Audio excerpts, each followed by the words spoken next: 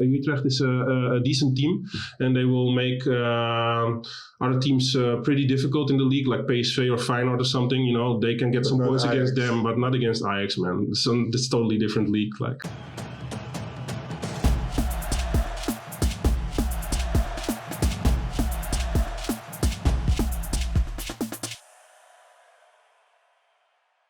Welcome to GameTalk. Today, Ajax against Utrecht. We just had Champions League week, and this is the final game before the international break against Utrecht, which has been proven to be a difficult opponent in the past.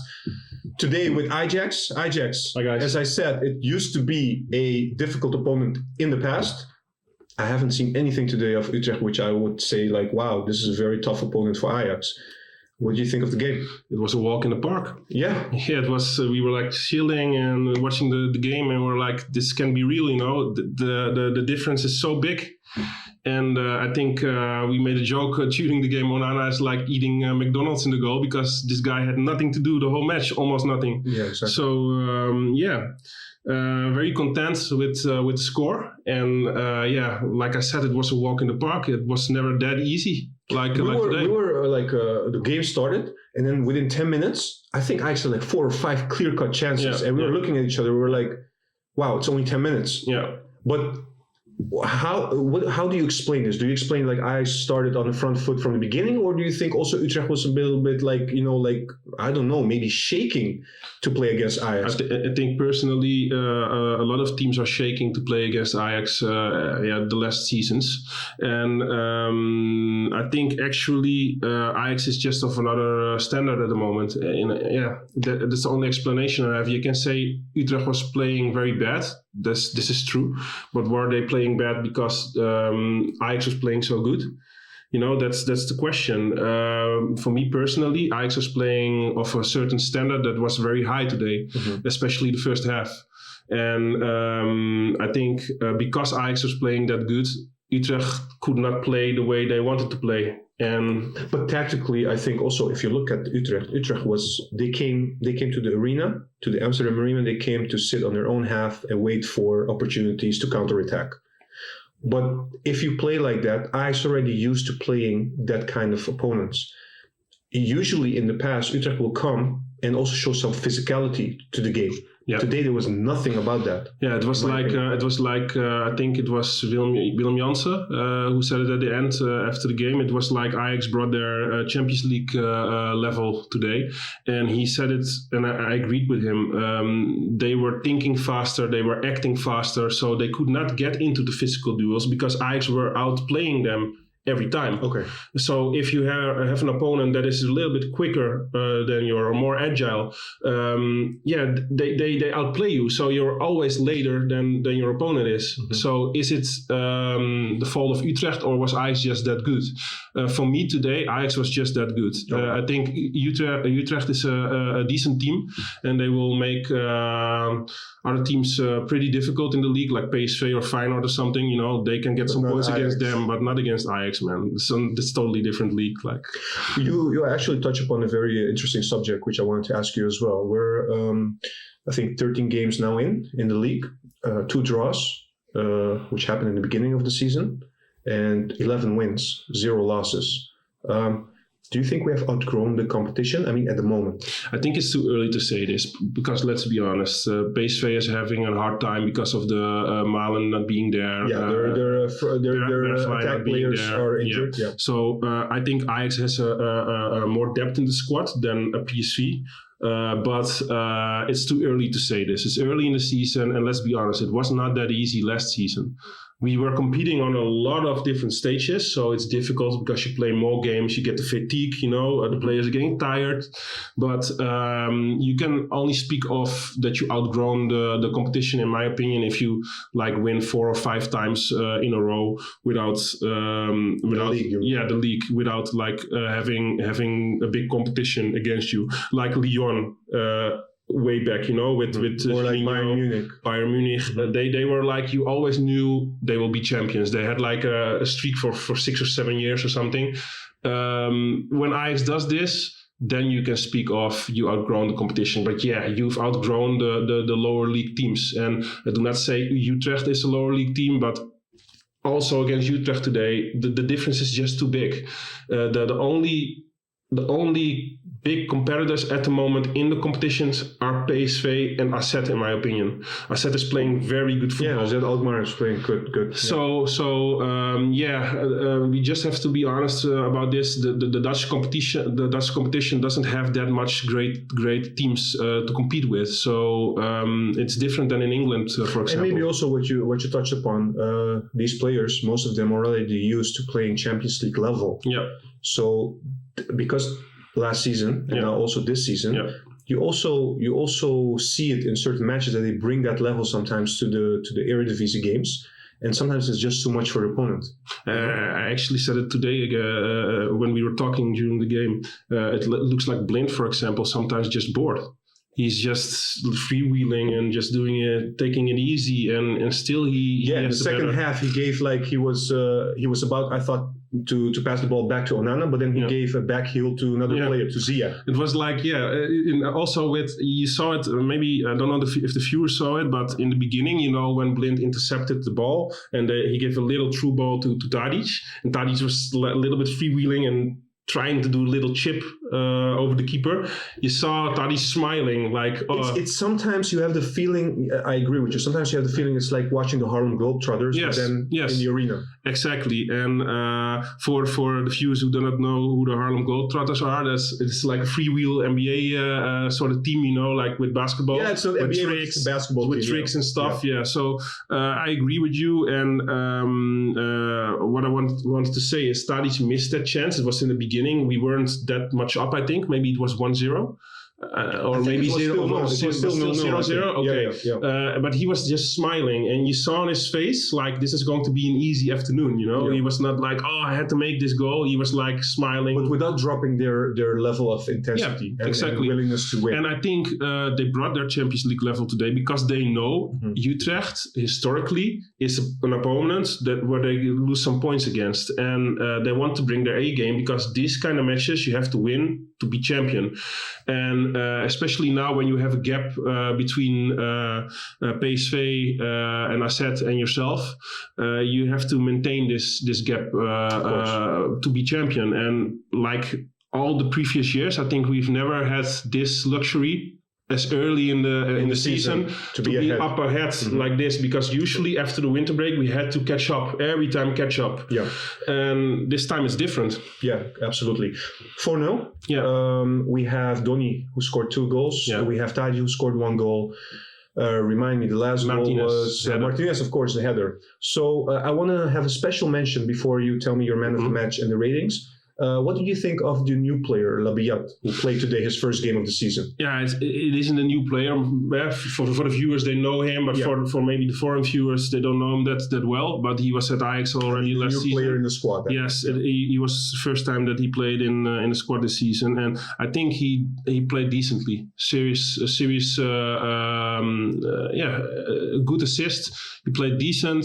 He gave the assist on Donny, the tiki-taka goal. And he was decent overall. I think he played a solid game, especially for somebody who he didn't play that much this season, only like friendly games, and he brought a certain level that was higher than I would expect of somebody who isn't who really match fit, Match rhythm, exactly. Okay. So I was pretty happy with this performance, and maybe for me it wasn't the person I would have chosen to fill in for Neres. Who would you have? Yeah, probably. I put it on Twitter earlier today. I would have loved to see Gravenberch next to Martinez, and then Donny at 10. But that's me. I love to see some youth players getting their chance. Also, like Lazina Traore, it's maybe too early to put him in a match like this, but bring him in the 60th minute or something instead of Huntelaar. Huntelaar is a good player. He's an old player. I love the guy. He does a lot for Ajax. He's done a lot for Ajax in the past, but now he's 36. So if you have a possibility to bring somebody who's young and he performs in the second division, or you bring Huntelaar, who is already old and is a veteran. I think he deserves his minutes too, but also switch it up sometimes and give this new guy a little. Especially when you're up ahead, like 3-0. Yes, or and I was very happy to see No Lang got in the match 75th minute, I think. Yeah, something like that. And he's a youth player, and I was already anticipating again. Okay, Ten Hag is finishing the game with again a substitution unused, and now he brought No Lang and not Siem de Jong or something. Mm-hmm. So that was very good for the coach to do some youth players. Yes. Yeah. All right. So your man of the match? Yeah, I have the ratings here. My man of the match is Martinez.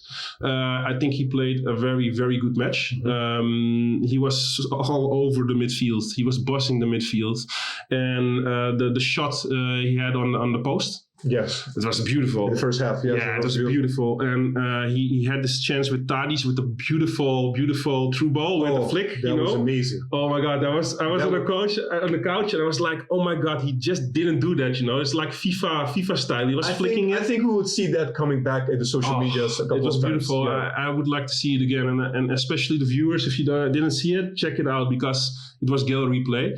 But yeah, let's be honest, the header he's a small guy, just like Tagliafico, and I don't know what it is with these Argentinian guys, but they leap like they're LeBron James, it's like it's unbelievable. Their leaping ability, it's amazing, and the way he headed it was amazing. It was a good goal, great assist by Ziyech from the corner. Well-round performance. Yes, everything he did was good. It was very good, and I think he deserved the man of the match today. He was brilliant. Okay. Yeah.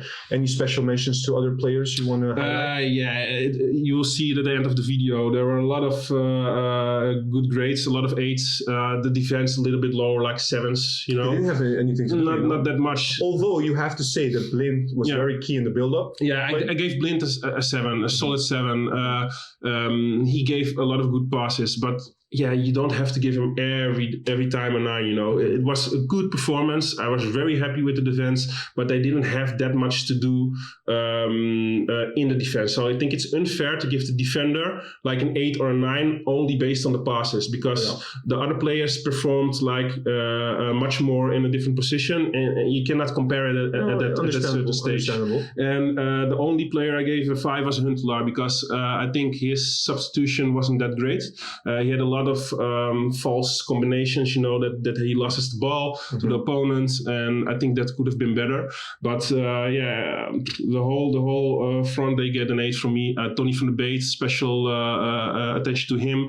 2 great goals. Always shows up. He always delivers. Maybe I should have given him a 9 because he was great today also. So I gave him an 8. But maybe he deserves the man of the match also. But today I wanted to give it to Martinez. Yeah. Ten Hag, you gave a 7? Yeah, because why not higher than that? Yeah, is that because of your argument? Because of the substitutions, bringing in youth players? Exactly, and I don't know why he substituted Mazraoui, but this guy had a lot of rest early in the season. I know he was injured, and maybe he has an interland, international break, but he has to perform at Morroco probably. So I don't know why he substituted him for Dest, but if you choose him now, let him play the whole match. And now he played him until, I don't know, what was it, the 54 almost an hour, minutes. Almost an hour, yeah. Mm-hmm. And then you bring Dest. So that's a little bit weird for me. Just let him play the whole match. And you mentioned also about Huntelaar, bringing in somebody else. Huntelaar in the 68 minutes, bring in Traore. I don't know if he was on the bench. I'm not sure he was, actually. I don't think so. But they had Gravenberch, for instance. For instance, let's bring a good player and maybe also players we haven't seen a lot. Marin, maybe. Yeah, why not? This guy. Alvarez, Okay. This guy Marin was playing very well at Standard last season, so he can perform, but he has to have a little bit of faith from the coach and get used to the squad, like playing some minutes. So All right. Thank you for that. Just one thing I want to highlight, which we didn't discuss. I'm not really a fan of discussing VAR moments, but prior to the second goal, allegedly there was a foul committed by an Ajax player. I think it was Blind. And then the referee just let it go. And then a few seconds after, we scored the goal. So they went to the VAR moment. They checked. It was honestly, there was contact. So you could give a free kick to it. But how do you see it? Because now I understood that the VAR will only correct the referee if he committed really a wrong judgment. Yeah. Yes, and that wasn't the case. It was 50-50, so they said, no, you know what? We leave it like that. It's just a goal for Ajax. What do you think? I agree with the rules. These are the rules, so this is how it has to be. And to be honest, you could give a foul for this, but you could also let it play on. It is really a 50-50 decision, and I'm usually for letting the play continue. When you have 50-50 When you have 50-50, but yeah, you could have given the foul, but I'm happy they didn't because I'm for Ajax. But being neutral.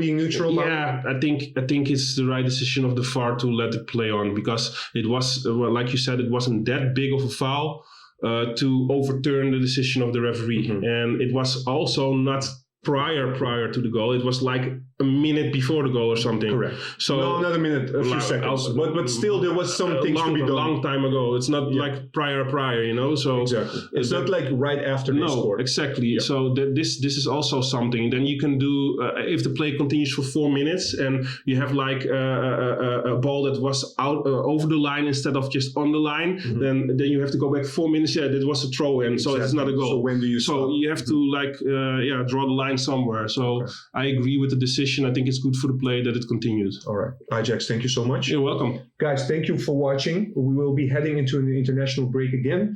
But please stay tuned. We want you to subscribe to our channel, hit the bell button. We will come up with some new content in the coming 2 weeks. And we look forward to you joining us. And also, we will need you also to bring up some ideas. Please watch the next video and we'll tell you more. Bye, guys.